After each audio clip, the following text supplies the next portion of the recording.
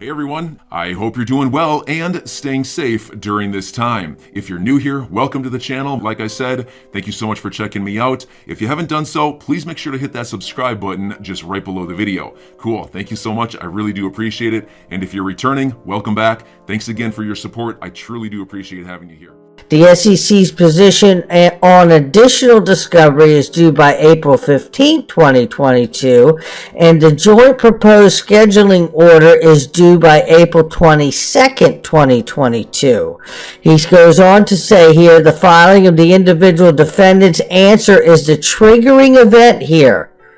When the answer is filed, even if before April 8th, the date the answer is filed starts the 2-week clock running for the filing of the SEC position on discovery and the joint proposed scheduling order. So now let's move to this right here where Jeremy Hogan kind of responds to that and says that what I like about this order is Judge Netburn ties the deadlines to how quickly Garlinghouse and Larson file their answers. The sooner they are filed, the sooner the 1-week clock starts. Also, she ordered a summary judgment briefing schedule, which hadn't been ordered previously. So there's motion here. He's also asked here, is there a flip side to this? Is there something you don't like, Jeremy? He says, just in general, Judge Netburn is very chill as far as pushing the case along quickly. So you have that. And then here he says the parties are supposed to lay out a time frame for summary judgment briefs to be filed and finalized. Once those briefs are submitted, the case could be decided in theory at any time. So there you have that.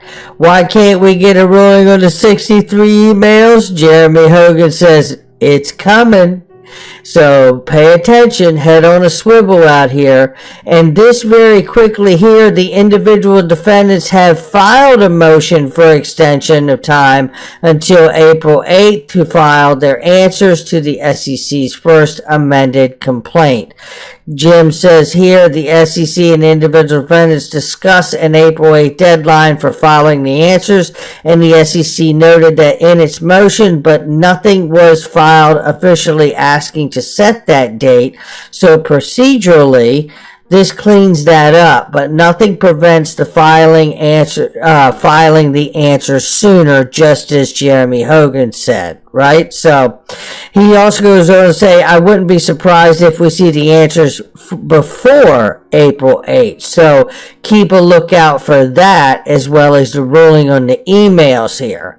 Now, outside of that, we know that John Deaton has had amicus curiae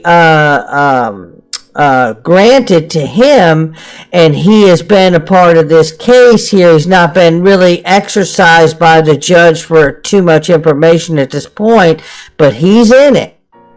And now the Digital Chamber of Commerce is in it. And you know what? I think she has felt all of our voice and our passion to have somebody from these industry representative groups, these associations, step up and represent us too. And I think we see that happen right here from Perry Ann Boring, and I want to thank her. Jeremy Hogan says, good to see that Chamber of Digital Commerce will file an amicus brief in the Ripple case. It filed an amicus in the Telegram case and focused on distinguishing the digital asset from any potential investment contract. This is similar to what Attorney Deaton is arguing here. And as you see, the original tweet here, it says, Perry Ann Boring says, we're submitting a brief and cannot comment until the brief is filed. Jeremy Hogan says, if you want to see the Telegram brief, it's on Chamber's website. You can see that on that link right there. And then he says, can you explain what it will do for XRP lawsuit and Ripple? Jeremy Hogan says, based on the Telegram filing, it will support Ripple's fair notice defense. It will also argue that XRP is not a security per se, which is useful for Ripple, but only marginally, right? So there you go. So I tell you, this is pretty interesting stuff that's happening here.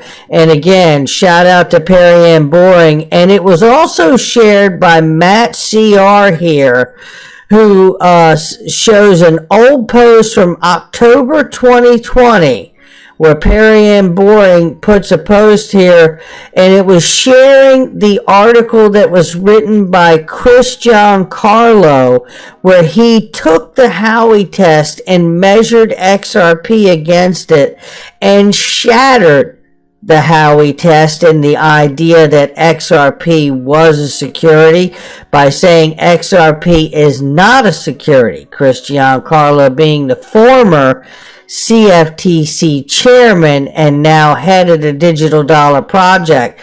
Full disclosure, he is a lawyer for Wilkie Barr, Wilkie Barr is also a legal representation for Ripple. So, full disclosure there, but that is the truth. So, we'll see how this all takes shape here. It is very good to see the Digital Chamber of Commerce coming for a amicus brief in the Ripple case. Thank you to Perry Ann Boring. Now, let's switch gears here because this is where we're going here. The big piece of news that came in over the evening last night was the BIS Innovation Hub, a company owned by 63 central banks representing countries that make up 95% of global GDP, is creating a platform for international payments that would directly compete with Ripple. Well, here's what I got for you here. First of all, before we even get into the article, competition is good. Bring it on.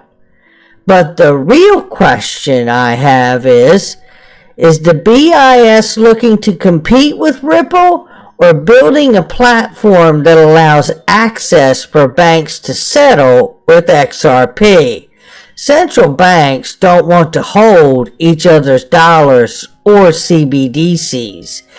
The point being, before we look at the article here, is that if we just digitize the way the world works now and make it in the digital world, you haven't solved any real problems. We're going to get into that further just one second. Looking at this article here, it goes through and tells us all of these things, right? It says here, the launch of Project Dunbar comes after recent news that Ripple partners making progress on SWIFT replacement systems and RippleNet being listed as a SWIFT competitor by an Arab Monetary Fund group here. It goes on to say in a press release, BIS announced that the central banks of Australia, Malaysia, Singapore, and South Africa were developing a shared platform that could enable international settlements using digital currencies. The aim of the project is to facilitate direct use, it says, of cross-border transactions between financial institutions in different currencies in a cheap and efficient manner. Project Dunbar, much like Ripple, aims to replace the old, slow, and expensive correspondent banking model of the international transactions that is reliant upon financial institutions holding foreign currencies and often requires single payments to pass through multiple institutions before it is settled. Under Project Dunbar, there will be no need to rely on intermediaries holding foreign currency reserves, thereby decreasing the cost and time required for cross-border transactions. It says here, Project Dunbar focusing on international settlement using multi-CBDCs therefore seems to be directly aligning itself with the institutional backing against Ripple-aligned players like the Clearinghouse, whose real-time payment service is designed to facilitate transactions within the digital on-the-go way we live and work today. Multi-prototypes are ready. The BIS said they have successfully developed 2 prototypes for their common international settlement platform, Corda being one and Partior being the other. So now, let's understand this, okay? This is an example of the demo from R3 doing exactly that, making cross-border transactions in Project Dunbar. Take a look at this very quickly here. Hey everyone, my name is Austin Appleby. I do digital currency product strategy at R3, and I want to open this demo by saying we are incredibly excited to be part of Project Dunbar.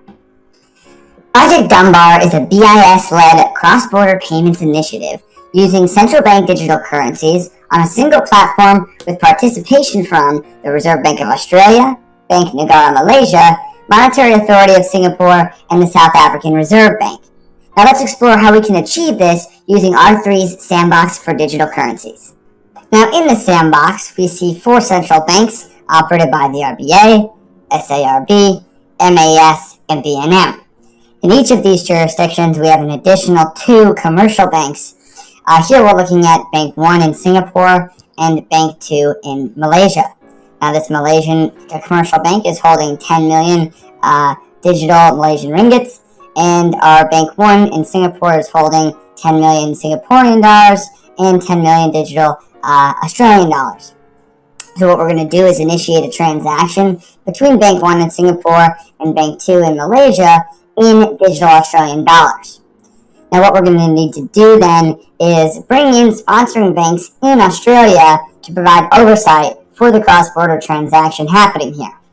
Now keep in mind, these sponsor banks cannot initiate or receive cross-border transactions on the behalf of the sender and receiver. So let's get started here. We'll select our digital Australian dollar. We'll select our participant here, as I mentioned, Bank 2 in Malaysia. And we'll begin our sponsor bank selecting process. So here we'll select Bank 1 as the sending sponsor bank. And we'll select Bank 2 in Australia for the receiving sponsor bank. Next, we'll select our exchange rate. We're going to keep this in digital Australian dollars. However, if we were to say transfer it to ringgits and bring in an FX leg of this transaction, we can see there's actually an Oracle node on the network that's bringing in real-time market data and providing us with a live FX rate. But we're going to go back to our digital Australian dollars and continue with that 1-to-1. Next, we'll enter an amount. Here we'll select, say, 1 million. And we'll send that transfer right through. Looks like it was successful, and it looks like our treasury is updated appropriately. Jumping back into Bank 2 in Malaysia, we'll also see the counter of that and 1 million digital Australian dollars in our new treasury. So that's an example of a cross-border transaction. Thank you and have a wonderful day. Hey everyone, my name's Austin Apple. Very quickly here, I just want to show you, so we're very clear on this, right? Powered by Corda. That's what we're talking about here. Now let me go ahead and bring this home for everybody, right, who's freaking out right now. This is a diagram that I want to share with you right now from Extreme Rich People. Shout out to him on Twitter, give him a follow. This diagram really says it the way we've been pounding the ground here. Corda was just used. Well, look at the lineup of what's used in here. Company A, Company B, Notary, FX Oracle, Settlement Oracle. Uh-oh. XRP Network. Right?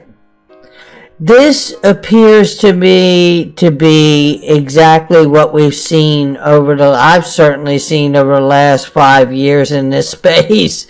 And every so often you get something that comes out here that looks to shatter your dreams to make retail investors feel like, oh, they're not going to use it. We were wrong, right? But the reality is what have we been watching? We've been watching the Arab region, the Middle East, the Philippines, Singapore, all these different areas open up and make collaborations, partnerships with Ripple, whether it's remittance companies or banks, open new corridors. Just had a new corridor open yesterday, right? So when you see all of this, understand that even in the early days of the development of the Corda platform and the Corda settler, which allows you to use digital assets to settle, if you've uploaded onto the Corda platform as a customer and a client, then you know that this is certainly an option, and it's staring us right there in the face. So for me, this is fun. Not financial advice. Everybody's got to make up their own mind where they're at, their risk exposure, right? And all of that business, but I feel very good with where I am here, and I'm not selling a used car. So now let's get into this, because there's more to look at here, and I think JV sums this up, and you should follow JV the Great here. He is great. So other payment solutions entities like R3, for example, outside of Ripple, can buy XRP, then implement their own software that utilizes XRP. And I said, yes, sir. Anders L says, yes, Corda Settler is one. Now let's take a look at this, because this is Jerome Powell. I'm your guy. I will keep you posted. I'm your advocate. I'll be back on a daily basis, usually multiple times per day, with these videos to keep you updated with everything going on. So I hope you enjoyed the video. If you haven't done so, make sure to hit that subscribe button. Feel free to share any of my videos with your friends, family, social media, or anybody who may care to listen. Thanks so much for your continued support. I'm always here for you. I want to help you through this time. So thank you so much for continuing to choose me. Enjoy your day, stay safe, and I'll catch you again probably in a couple hours. Thanks, everybody. See you later.